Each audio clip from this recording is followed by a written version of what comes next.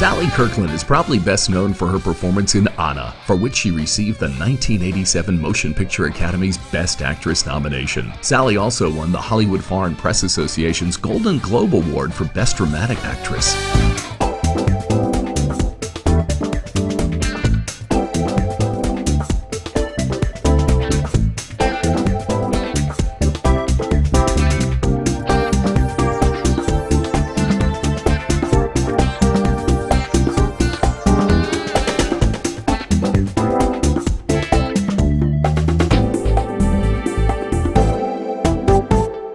I had a great stage career. I did The Way We Were and A Star Is Born and all these films, this thing. But when I did Anna, it opened up the door for really some wonderful roles. Got to work with Kevin Costner in Revenge, and James Earl Jones and Eric Roberts in Best of the Best, and Tom Waits and Keith Carradine and Jeff Bridges and Cold Feet. And wow. A lot of wonderful experiences. JFK I got to be in. But you don't just take out from the industry. A lot of people do that. You put so much back into it though. Why do you say that? Because of all your involvement with young actors and... Oh, thank you for mentioning that. I'm an acting teacher. Yeah. 3,500 people I taught. All over the world, including Australia, Melbourne and, Brisbane, Sydney and Brisbane. And for Insight, they were called Insight Acting Workshops. And they were sponsored by Insight Seminars. I had a great time in Australia. I did a film recently with Frank Housen called Remembering Nigel. Yes.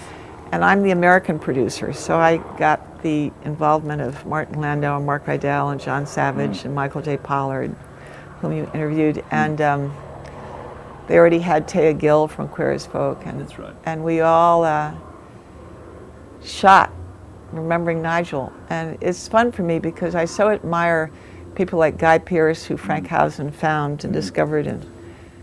And he's singularly one of the most respectful people I've worked with. I don't know whether that's an Aussie trait, but he loves actors, doesn't he? But you love actors. Yeah, I love actors, yeah. You have a great passion. It wasn't just a job for you. Yeah, this is all yeah. my art. But I did, Sandy Bullock was going to quit and get married when I got her and said, no, you're going to be a big star. And I got to teach her.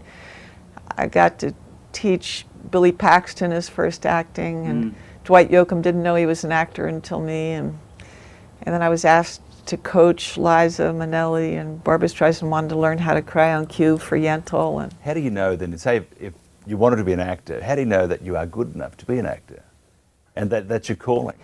Lee Strasberg tried to talk me out of it. He said, you come from a good family, you're a debutante. Why don't you just get married to a rich man and have a family? And I said, no, I'll kill myself if I don't get to act. It's when you're very young and you have that calling, nothing can stop you, I mean, it's like a disease, really. It's an addiction, acting. What about your art? Is that an addiction for you? Yeah, I paint these women and whatnot in collages, and women I like Marilyn and Frida Kahlo, and I think behind me, maybe you'll get some B-roll later, is my version of Botticelli's Venus, and a lot of St. John's around. Oh, this is an affirmation painting I did, and I have to work with a lot of affirmations because, New Yorkers tend to be cynical. So every day I say to myself, love it all, forgive it all, peace, bliss, vitality, abundance.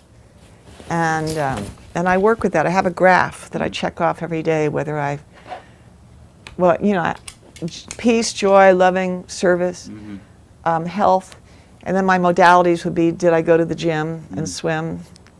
Did I perform any service for anybody? Did I drink enough water? Did I do entertainment? Did I go see a movie? And I check on a graph every day so that I know the modalities that keep me in a joyous place. And then I teach that in my transformational acting and yoga work. I teach people to get into an attitude of gratitude, because the arts can be challenging, Out of all the theatre and all the movies and television, is there any one thing that sticks out in your mind that says... Well, Anna was such an amazing role.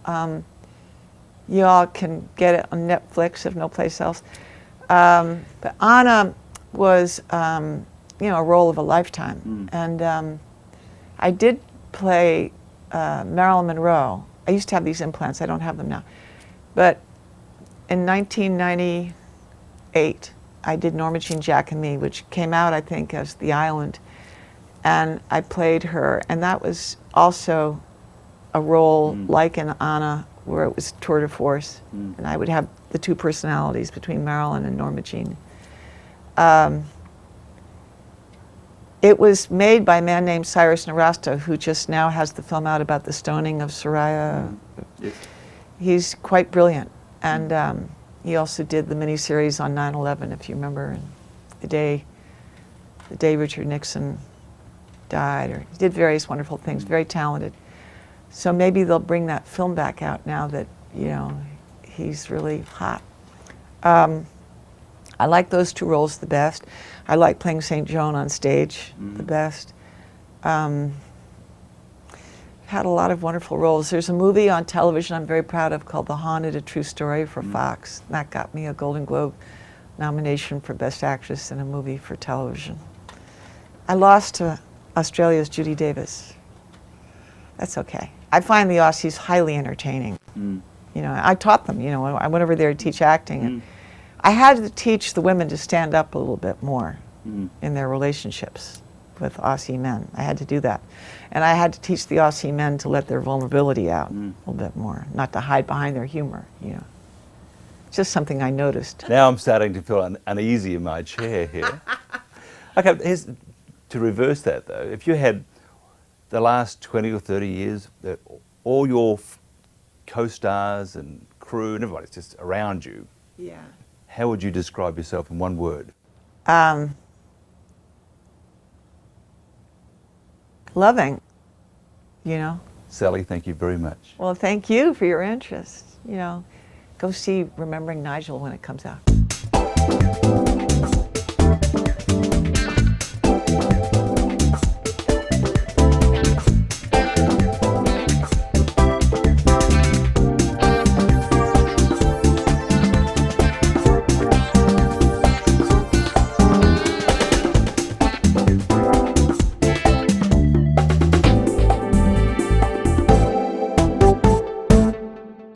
Abstract sculptor Guy Dill is well known throughout the world. His sculptures range in size from smaller works for indoors to brilliant monumental forms. Guy Dill is Mike's next guest on Who's Who Speaks.